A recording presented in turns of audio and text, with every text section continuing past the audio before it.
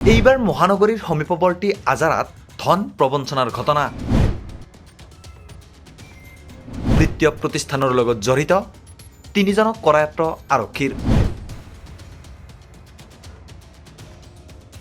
বিত্তীয় প্ৰতিষ্ঠানৰ নামত গ্ৰাহকৰ পৰা কোটি কোটি টকা আত্মসাৎ কৰাৰ অভিযোগ।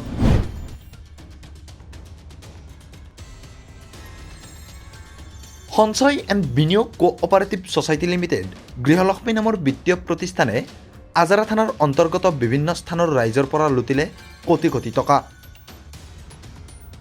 এজেণ্টযোগে মানুহৰ ঘৰে ঘৰে গৈ আজাৰা, ধাৰাপুৰ, গড়ল, ভট্টাপাৰা, মিৰ্জা আদি অঞ্চলৰ হেজাৰ হেজাৰ গ্ৰাহকৰ পৰা লুটিলে ধন। জানিব পৰা মতে এই প্ৰতিষ্ঠানটোৱে কম সুতৰ হাৰত ঋণো প্ৰদান কৰিছিল গ্ৰাহকক। এজন গ্ৰাহকৰ সাপ্তাহিক, মাহেকীয়া আৰু বছৰকীয়া কিস্তিযোগে অধিক ধন দিব বুলি প্ৰলোভিত কৰিছিল বিত্তীয় প্ৰতিষ্ঠানটোৰ নাম লৈ। আৰু এনেদৰেই গ্ৰাহকৰ পৰা লুটি আহিছিল কোটি কোটি টকা। গ্ৰাহকৰ জমাধনৰ ম্যাদ উকলি যোৱাৰ পিছতো বিত্তীয় প্ৰতিষ্ঠানটিয়ে উভতাব পৰা নাছিল টকা।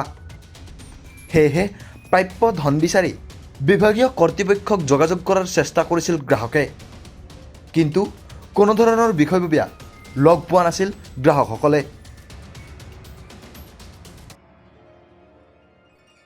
সঞ্চয় এণ্ড বিনিয়োগ কোঅপাৰেটিভ ছ'চাইটি লিমিটেড গৃহলক্ষ্মীৰ গ্ৰাহকে অৱশেষত প্ৰতিষ্ঠাপক জিতেন ডেকাৰ ওচৰ চাপিছিল যদিও ডেকাৰ পৰাও কোনো সঁহাৰি নাপালে গ্ৰাহকে।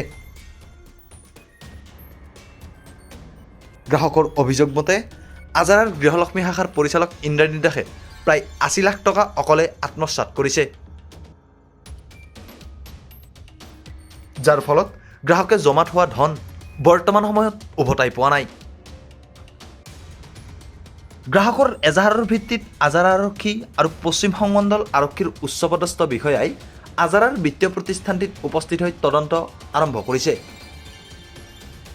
আৰু উক্ত প্ৰতিষ্ঠানটোৰ পৰিচালক তথা প্ৰতিষ্ঠাপক ক্ৰমে ইন্দ্ৰাণী দাস আৰু জিতেন ডেকাৰ লগতে আন এজন অভিযুক্ত সঞ্জিত ডেকাকো আটক কৰিছে।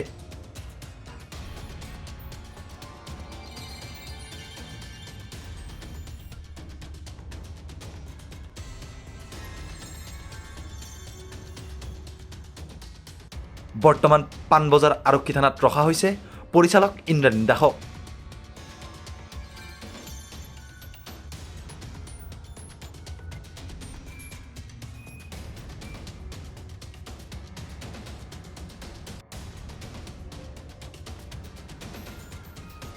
নিউজ ডেস্ক ৰিপৰ্ট, পাতহ টাইম।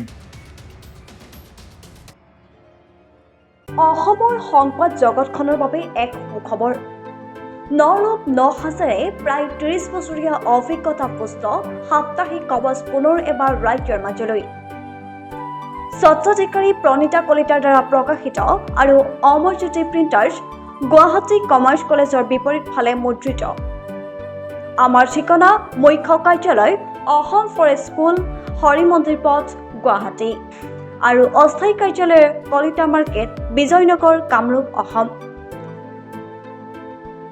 মোবাইল নং 9435114666 আৰু 7024722813। Mail ID probhatiahom@gmail.com।